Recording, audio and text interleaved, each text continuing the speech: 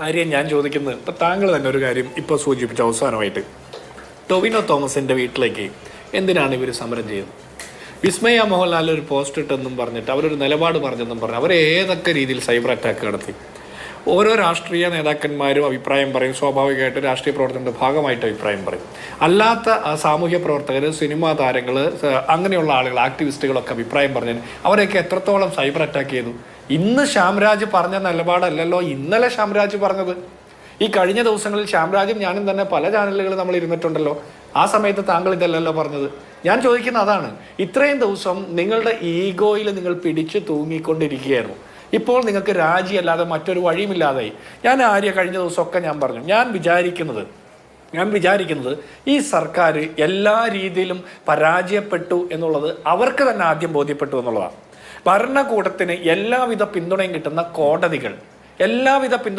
കോടതികൾ കുട്ടികളെ അതിക്രൂരമായി മർദ്ദിക്കുന്നത് കാണാൻ നേരമില്ലെന്ന് പറയുകയും മെട്രോ സ്റ്റേഷനുകൾ അടച്ചിട്ടത് കാണാൻ സമയമുണ്ടാകുകയും അത് തുറക്കണമെന്ന് പറയുന്ന കോടതി മുറികളുള്ള കാലത്ത് ആ കുട്ടികളെ, സാധാരണക്കാരായിട്ടുള്ള ചെറുപ്പക്കാരെ, വിദ്യാർത്ഥികളെയൊക്കെ പാറ്റകളോട് മൂവിക്കുന്ന ജഡ്ജിമാരുള്ള കാലത്ത്, അവർക്ക് വേണ്ടിയിട്ട് പേനയുന്തുന്ന ഗോദി മീഡിയ ഉള്ള കാലത്ത്, വ്യാജ ഇൻഫ്ലുവൻസേഴ്സ് ഉള്ള കാലത്ത് ഈ വിഷയങ്ങൾ ഉയർത്തിക്കൊണ്ടുവരാൻ ഉണ്ടായിരുന്നത് ഇവിടുത്തെ വിദ്യാർത്ഥികൾ, യുവജനങ്ങൾ, രാഷ്ട്രീയ പാർട്ടികൾ ഇല്ലാത്തവർ ആയിട്ടുള്ള ആളുകളാണ്. നേരിട്ട് ബോധ്യമുള്ളവർ, അനുഭവിച്ച ആളുകളാണ് ഈ വിഷയങ്ങളൊക്കെ ഉന്നയിച്ചു കൊണ്ടുവന്നത്.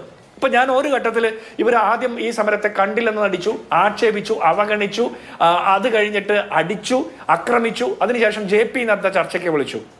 പാർലമെന്റിൽ പ്രതിപക്ഷം ഉത്തരം പറയുന്നതിന് മുമ്പ് ചോദ്യം ചോദിക്കാനുള്ള അവകാശത്തിന് വേണ്ടിയിട്ട് നോട്ടീസ് കൊടുക്കുന്നതിനെ കുറിച്ച് സംസാരിച്ചപ്പോൾ അതിന് പോലും അനുവദിച്ചില്ല. ഉച്ച കഴിഞ്ഞ് കാണാമെന്ന് പറഞ്ഞ സ്പീക്കർ പിന്നെ ആ വഴിക്ക് പോലും വന്നില്ല. അതിനുശേഷം 2 ദിവസത്തിന് ശേഷം കിരൺ റിജു പറയുന്നു നമുക്ക് ചർച്ചയാകാമെന്ന്. ജിതേന്ദ്ര സിംഗ് തെരുവിൽ വന്ന് പ്രതിപക്ഷത്തോട് സംസാരിക്കുന്നു. BJPയുടെ ഉന്നത നേതാക്കന്മാരും മന്ത്രിമാരും കോക്രോച്ച് ജനതാ പാർട്ടിയുമായിട്ട് സംസാരിക്കുന്നു. ഇങ്ങനെ ഓരോ ഘട്ടത്തിൽ നരേന്ദ്രമോദി ആദ്യം പോസ്റ്റ് ഇടുന്നു, പിന്നെ വീഡിയോ ഇടുന്നു, പിന്നെ ഇൻസ്റ്റാഗ്രാം വീഡിയോ ഇടുന്നു, സെൽഫി വീഡിയോ ഇടുന്നു, എന്തൊക്കെ പരിപാടി നടത്തി. ഇത് ഓരോ ഘട്ടത്തിലും താഴേക്ക് വരുന്നതായിട്ട് നമുക്ക് മനസ്സിലായത്. 1.5 വർഷം എടുത്തു കർഷക സമരം ജയിക്കാനെങ്കിൽ ഈ വിദ്യാർത്ഥി സമരം ജയിക്കാനായിട്ട് 1.5 മാസം പോലും എടുത്തില്ല.